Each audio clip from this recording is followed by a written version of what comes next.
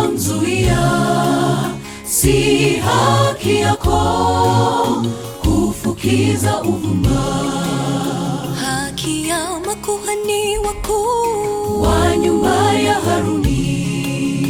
Uzia hakusikiliza, kapata ukoma. Tumepoteza hadhi ya kifalme kwa kusita dhambini. Leo usikiapo sauti, fanya uamuzi.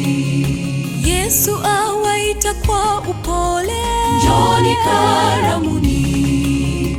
Nasi leo tumeteuliwa kumhubiri Mwokozi Yesu. Kama Uzia tulishapewa huku na hadhi ya kifalme. Sasa twajivisha kiburi tu